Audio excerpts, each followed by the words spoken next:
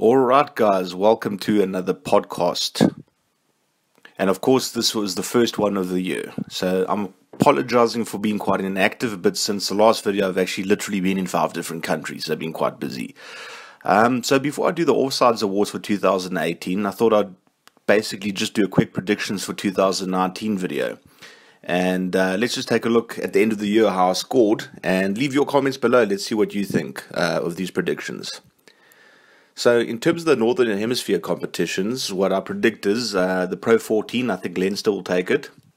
The Premiership Saracens, Top 14 Toulouse. European Champions Cup, I think Leinster will take it. Celtic Cup, I think Leinster again. And in terms of the Six Nations, I think it's going to be Ireland. And in terms of the Southern Hemisphere competitions, Super 14, I predict the Crusaders will win. Currie Cup, I think it'll be the Sharks. The Mitre 10, I think Canterbury. The Varsity Cup, I think Marties, which is University of Stellenbosch. And the Rugby Championship, obviously I think New Zealand will take it once again.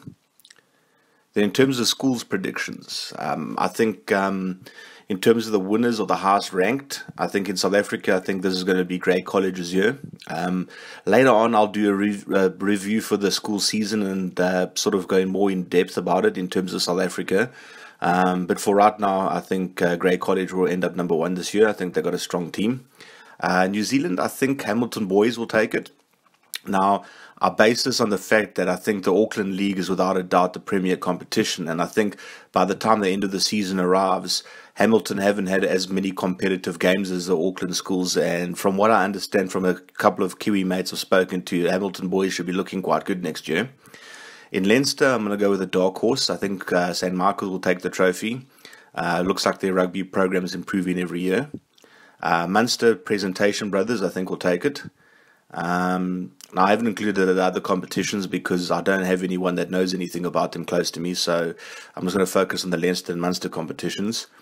In terms of the GPS, I think Nudgee College will take it, and the AA GPS, I think St. Joseph's of Hunters Hill will take it. Excuse the spelling.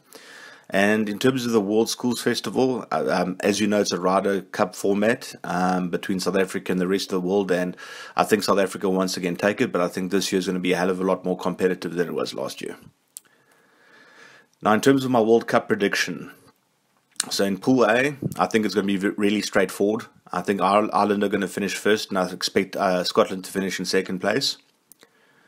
Pool B, like I said, let's hope we don't have another Japan situation, but I think it'll be a tense match between New Zealand and South Africa, but I would say New Zealand is going to edge it out in that initial match. So I think New Zealand will end up first in the pool, and South Africa will finish second. In Pool C, you could sort of dub this as the group of death.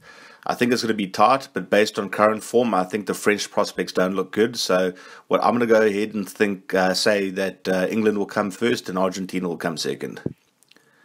Pool D, I think it's another straightforward group. I think Australia will edge Wales in the main game.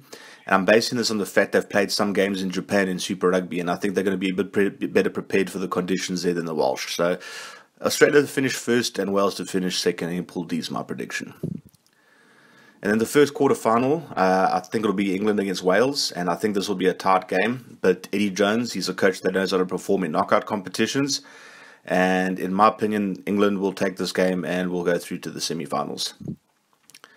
And then quarterfinal 2 is New Zealand versus Scotland. Look, Scotland have improved a hell of a lot under Gregor Townsend, much improved. It won't be a walkover, but I expect a tight initial 40 to 60 minutes. And then I think New Zealand will run in 2 to 3 tries in the final quarter or so. And I think New Zealand will progress to the semi-finals. Then quarterfinal 3 is Australia versus Argentina, my prediction. I think it's going to be a very intriguing match. It's not the same Australian team as there has been in the years before. But the thing is with the Aussies, even when they underperform for long periods, they still end up showing up to a World Cup. I don't know how they do it, but they always show up. Argentina will be strong and it'll be a tight match, and on paper they should win it, but I think Australia will edge them, and I do think Australia will go through the semi-finals.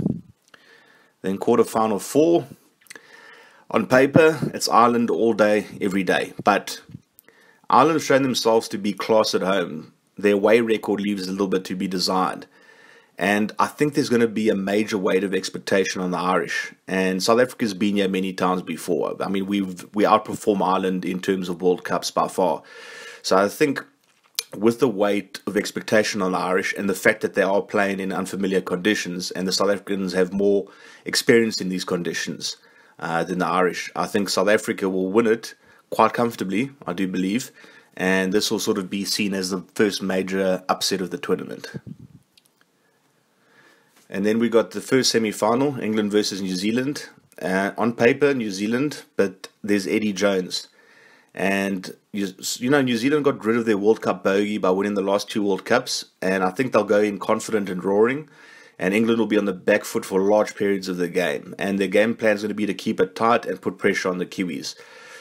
Now, if you remember 2003 World Cup, Australia versus New Zealand, I mean, New Zealand were heavy favourites to win that game, but Eddie Jones just pulled one out of the hat and got them through. And I think Eddie Jones has more than a few tricks up his sleeve. And I think that England are going to pull off an upset of epic proportions, and I think they're going to win this game by 2-3 margin. So here's another one I'm calling that's a very, very controversial, but I think England will go through to the final, and New Zealand will be on the losing side of this game. Then semi-final 2, South Africa versus Australia, and both teams would have had bruising encounters in their quarterfinal matches. I think Australia will play bravely, but I think a South African team that's already played New Zealand and Ireland is just going to have too much gas in the tank for them. And I think it will be all about the technical ability of the coaches, and I think Rassie will best Shaker without doubt. So I think South Africa will move on to their 3rd World Cup final. So in the 3rd place playoff, I think New Zealand is going to be extremely rampant after the semi-final loss, and I think against Australia, I think it'll be a 20-30 margin of victory for the Kiwis. So New Zealand have finished 3rd in this World Cup. I know it's very controversial.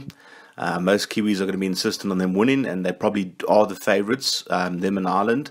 But, you know, it's a World Cup year, guys. Anything can happen, and this is what I think will happen. Then the final, it's going to be Jones versus Rassie. I think it'll be an incredibly tight game, and it's going to be all about the boot. South African forwards will use their weight and strength to gain territory and punish any infringements, and England will have Main Farrell waiting to do the same. So in terms of a final score, I'm even going to go so far as to predict the final score. I think South Africa win 18-12. I think we'll see 2 drop goals and 4 penalties from Pollard, and I think we'll see 2 penalties apiece from May and Farrell for England. So that's it, guys. I predict South Africa to win the World Cup final against England 18-12. So what about some justifications? And as you can see, there's a picture of a pig there, and you might be wondering, why is there a picture of the pig? Well, 2019 is the year of the pig, and it actually represents a pattern. So if you take a look at it, let's take a look at the first year of the pig. In this exercise, 1995, South Africa were winners.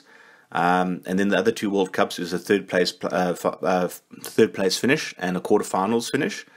And then 2007, they won in the year of the pig again. And then 2011 and 2015, you can see that 3rd place and quarterfinal sort of thing continue. So I sort of think that 2019, I think South Africa win it. And I think that we'll go back to that normal pattern in 2023 and 2027 of a 3rd place finish and a quarterfinal finish. Yeah. So, what are the predictions from the aftermath? Well, in terms of South Africa, I predict that Rassie, well, I don't predict it. I mean, it's basically been said that Rassie is going to leave his position as head coach and focus on the director of rugby position. I think Deon Davids from the Kings will replace him. And in New Zealand, I think Steve Hansen is going to leave and be replaced by Scott Robinson. England, I think Eddie Jones is going to leave, and I think the favourite for that should be Mark McCall from Saracens. Australia, I think Shaker will leave, and I think they'll put in Stephen Larkham as the coach. And Wales and Ireland have already announced the successors. And Scotland, I think they're going to retain Gregor Townsend. He's doing a fantastic job there. Anyway, guys, very, very controversial stuff. Let me know what your thoughts are on my predictions. I know a lot of you are going to think they're complete dog shit, but look, it'll just be boring to say that New Zealand's going to win the World Cup, or Ireland's going to win the World Cup. So I presented a scenario that I think is very possible to happen, and it's outside the box thinking. Obviously, the Ireland and Irish and Kiwi followers might have some words to say on my predictions for the schools rugby. I'd love to hear your thoughts on that, guys. And yeah, next video I'm going to release will be the 2008 Offsides Awards. There's been a hell of a lot of emails from you guys. I really, really appreciate it. I'm sorry I haven't been able to upload it far earlier. But like I said, I've been in 5 different countries in the last month, well, since the last video, so I've been extremely busy. Thanks for your understanding, and let's hope that 2019 is a year that, let's just call it what it is. Let's hope that rugby wins. Let's hope we just see some fantastic rugby this year. Anyway, guys, thanks a lot for watching, and as always, don't forget to like, share, subscribe, whatever the hell, just to get the channel out there. Appreciate all your support. Cheers.